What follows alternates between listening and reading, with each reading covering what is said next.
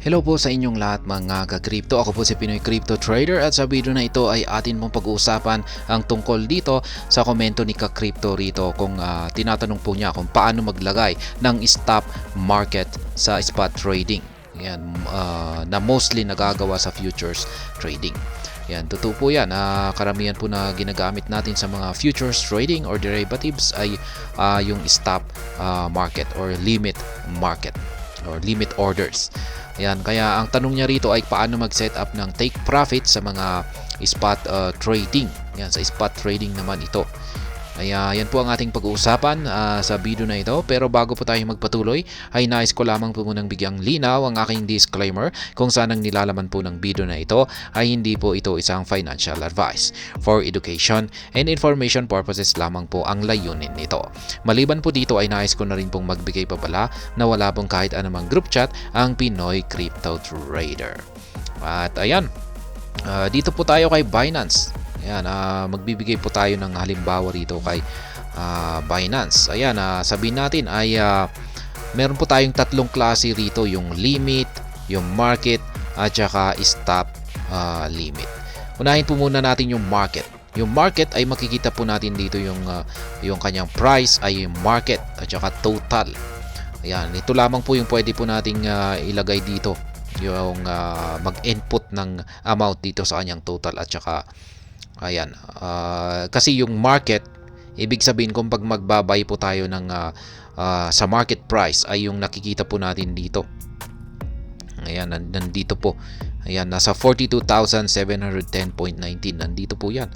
Yan po yung ibig sabihin ay dyan po tayo makakabili sa presyong ito. Ayan, kung pag hinit natin yung buy. At ganun din po yung sell. Ayan, kung pag hinit po natin yung sell ay yan, ito po yung presyo. Yan, magsisell po tayo sa presyo na ito. Kaya yan po yung market. Yan po yung pinaka madaling transaction dito. Yan, yung market price.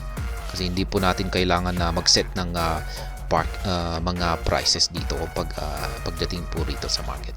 Ngayon dito naman po sa limit ay ayan, dito po natin kailangan mag-set ng price. Sabihin natin ay gusto nating bumili sa presyong $42,000. Ayan, i-set po natin yan. Lalagay po natin yan, $42,000. Yan, gusto nating kapag umakyat yung market price ni Bitcoin sa presyong $42,000 ay yan, bibili po tayo ng 1 Bitcoin. Or sabihin natin na 0.01 na Bitcoin. Ayan.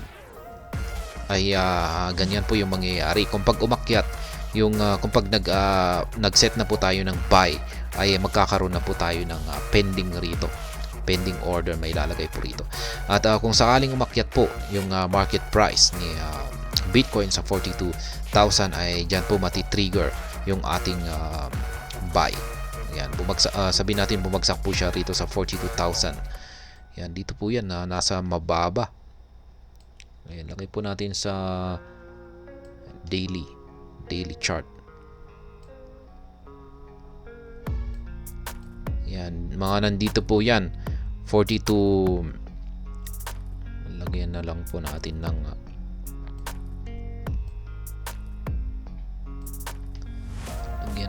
ng horizontal line. Kaya ayan, nandito po yan 42,000. Lagay na lamang po natin dito kasi pwede naman po natin i-enter yan. Ayan, dyan na lamang. Basta nandito po yung 42. Ayan, lumabas po kanina. Ayan, lagay po natin 42,000. Ayan, nandyan po yan. Kung sakaling bumagsak po yung market price ni Bitcoin at tinamaan niya yung $42,000 na presyo rito, ay matitrigger po yung ating buy. Makakabili po tayo ng 0.01 na BTC. Kaya ayan, ganyan lamang po yan. Kung pag sa sell naman, sabihin natin na mayroon tayong 0.01 na BTC na gusto nating ibenta. Ayan, at gusto po natin itong ibenta sa presyong sabihin natin ay nasa 46,000. Sabihin natin na sa presyong 46,000. Yan po yung ating take profit. Ngayon, isiset naman po natin yan. Sell natin sa presyong, yan, palitan lamang po natin yung kanyang presyo ng 46,000. Yan, tapos sell po natin yan. Tapos lalabas po rito pending. Tapos ayan, pwede na po tayong matulog. Hintayin na lamang po natin na akyatin ni Bitcoin yung presyong 46,000. Ayan, pwede na po tayong mag-relax. Ayan, matulog muna tayo. Ayan. At ang aabangan lamang po natin ay yung ma-hit ni Bitcoin yung presyong $46,000 na ito. Kung pag na-hit na po ito, ayan, bilisan po natin at balikan natin at i-check natin yung ating nabenta. Ayan, at makukuha po natin ito sa yung palit po nito ay $460. Ayan. Ganyan lamang po kapag limit. Ayan, yung limit. Ngayon ay paano naman kung pag-stop? Ayan, medyo complicated lamang ito ng konti, yung stop. Ayan, sabihin natin na gusto po nating yan, magkaroon po tayo ng halimbawa. Sabihin natin na gusto natin na bumili. Yan, gamit ang stop limit order, gusto nating mag-buy. Ngayon ay sabihin natin dito sa 46,000 po ulit, 46,600. Yan, dapat hindi po natin yan kinalaw.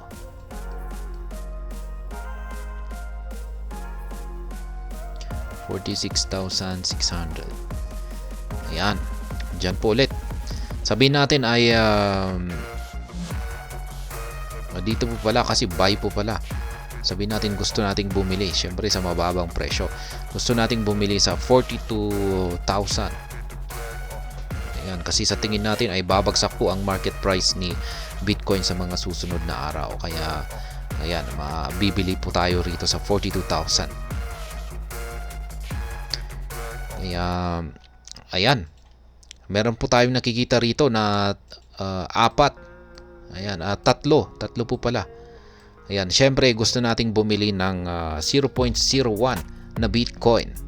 At gusto po nating bumili sa presyong mga 4,042.